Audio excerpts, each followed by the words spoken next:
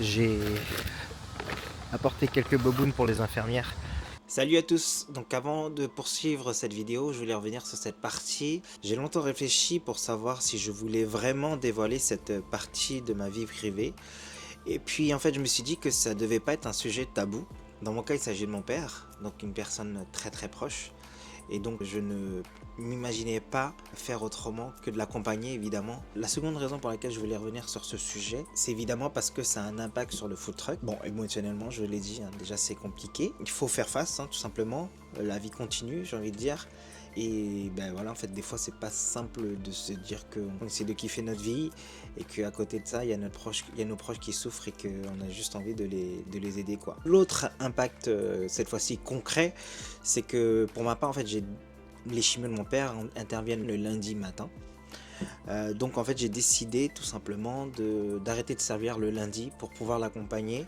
Et puis après il va y avoir tous les rendez-vous médicaux, les scanners, les PET scans, les prises de sang, aller à la pharmacie chercher ses médocs, voilà, etc., etc., organiser ses rendez-vous. C'est pour ça que j'ai décidé d'arrêter de servir le lundi. Avant cette épreuve, je m'étais pas rendu compte de la chance que ça avait d'avoir son entreprise. Ça m'a permis de gérer mon temps et de décider de faire ce que je veux de mon temps sans rendre compte à personne. Et ça, c'est vraiment un luxe que j'avais du mal à percevoir avant de commencer, parce que je me disais que oui, c'est sûr que je peux cuisiner la nuit, je peux faire des choses à n'importe quelle heure, mais d'un autre côté, je peux me libérer aussi. Ça m'a permis, sans trop de complications, de me dire bah, j'arrête de servir tout simplement et j'accompagne mon père.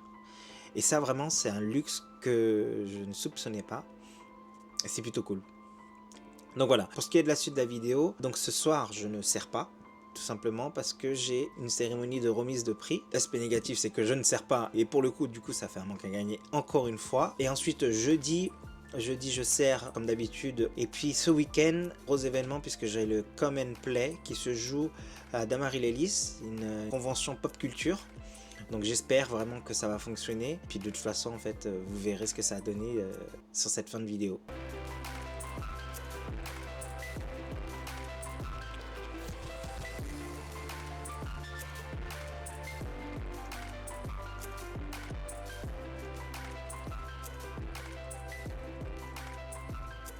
Donc l'objectif de cette journée, c'est de préparer l'événement de ce week-end. C'est un événement qui est tout nouveau, c'est la première édition. C'est sur 2 jours. J'ai vu un peu le programme et l'organisateur, quelqu'un qui est reconnu dans le métier, enfin dans le domaine.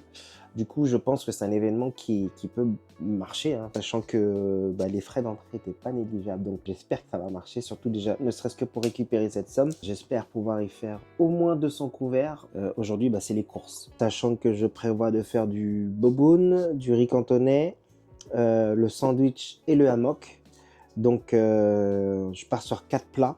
Si ça ne marche pas, je risque d'avoir pas mal de pertes. Il va y avoir un burger et un croque-monsieur. Il va y avoir beaucoup de familles, j'imagine, et des enfants.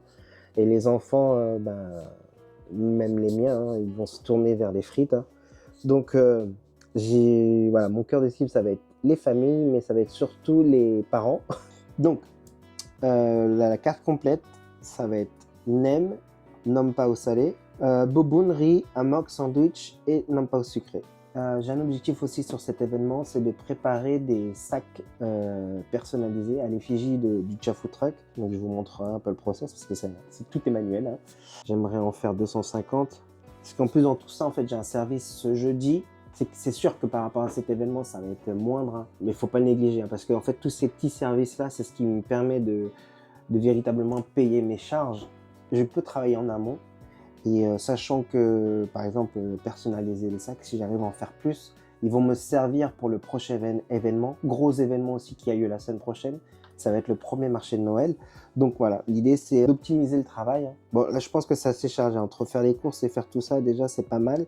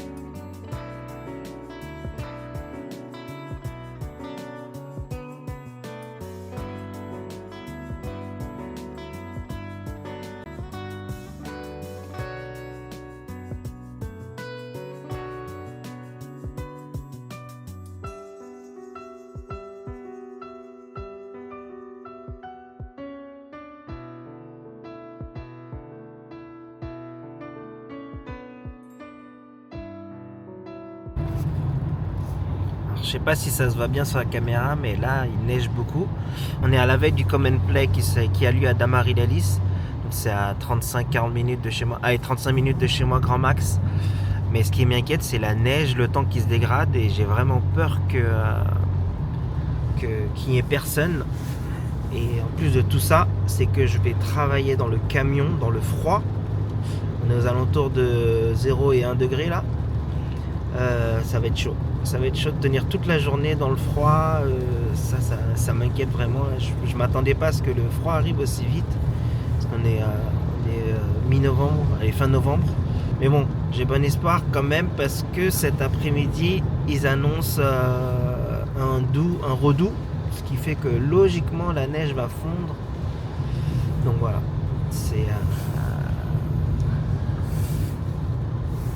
C'est trop marrant parce que en un vlog, j'ai l'impression d'avoir traité tous les sujets et toutes les difficultés d'un food truck.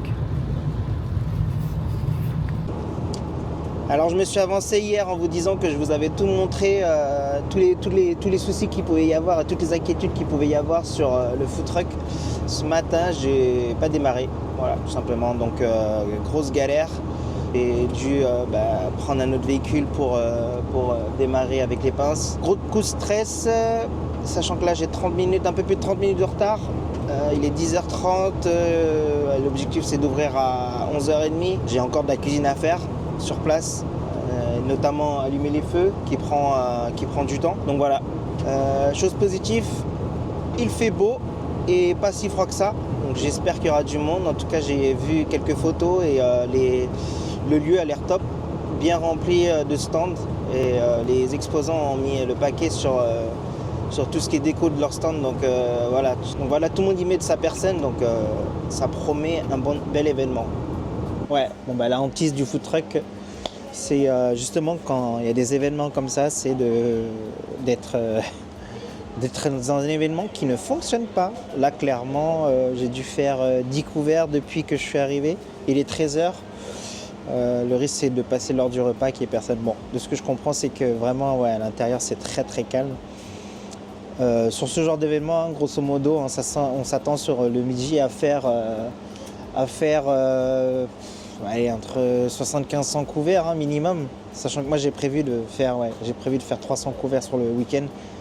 Là c'est très compliqué, donc déjà un démarrage difficile avec le camion qui n'a pas démarré, et puis là je suis à plat quoi. Je suis à plat, c'est vide de chez vide. Voilà, c'est triste. Donc j'espère que tout à l'heure j'arriverai à vous faire un petit tour à l'intérieur pour vous montrer à quoi ça ressemble.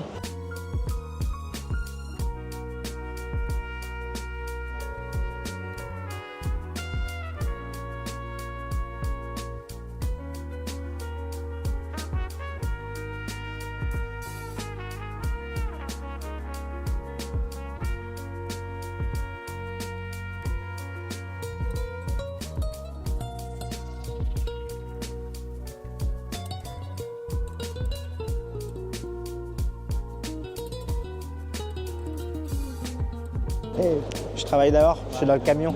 Ça va? Ça a un peu marché quand même ce matin? Non, c'est calme, très calme.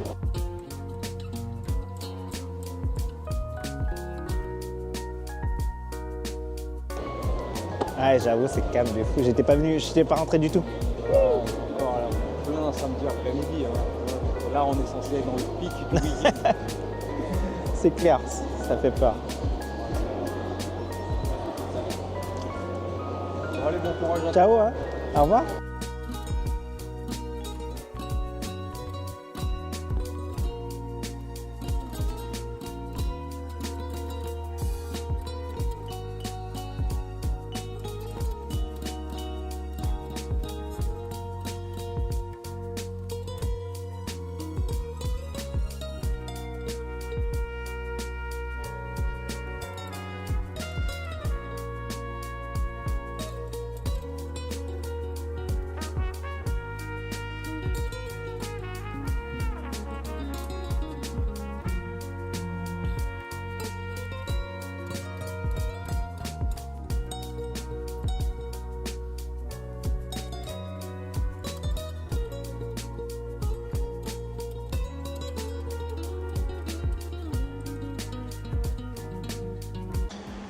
Salut, je vous fais un petit topo sur la journée d'hier, donc je vais me répéter. Je pensais vous avoir dit tous les aspects négatifs d'un food truck.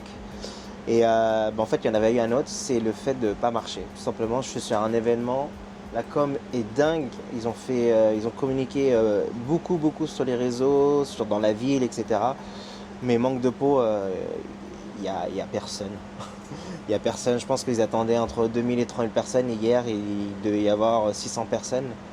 Donc voilà, rapporté au nombre de couverts faits, je vous avais dit, je visais 150 couverts et j'ai dû en faire 30, 40. Voilà, ouais, bon là clairement je suis pas dans mes frais, dans mes simples frais, donc on parle même pas de bénéfices. Hein. Donc ouais, c'est un autre aspect qui est difficile du métier. Donc là je suis reparti sur une deuxième journée en espérant au moins liquider mon stock. Parce que voilà, l'idée c'était. Enfin, j'ai beaucoup moins cuisiné cette nuit afin d'éviter de trop jeter. Hein, parce qu'hier j'ai dû jeter les couverts malheureusement. Alors, fin de semaine, difficile, compliqué. Donc là, on est dimanche. Compliqué parce que c'est un événement qui s'est pas bien passé du tout. Les exposants étaient géniaux. On était 3 food trucks et il y avait un nombre de stands vraiment de qualité, très bien décorés, des personnes super sympas, mais il a manqué une grande chose, c'est le public. Il n'y avait pas grand monde, vraiment pas assez pour faire un chiffre d'affaires correct. Grosso modo, comme je vous avais dit, j'avais prévu de faire 150 couverts par repas, donc les deux midis essentiellement.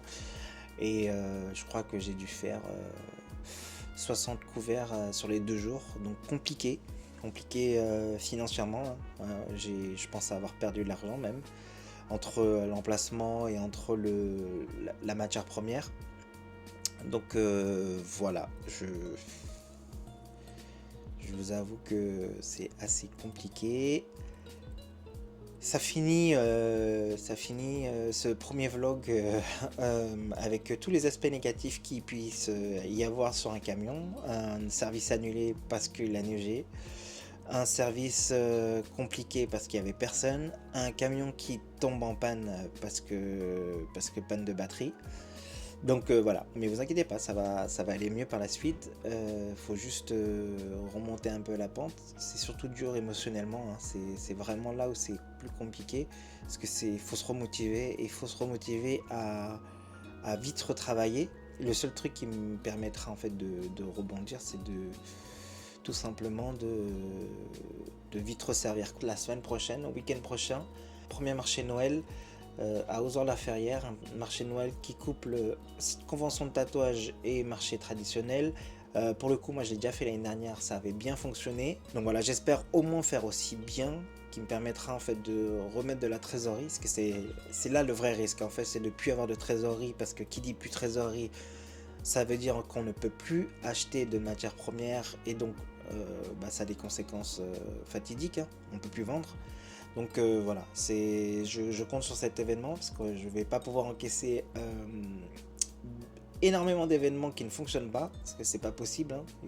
C'est que des paris, mais bon, c'est les paris pour lesquels on espère au moins ne pas perdre.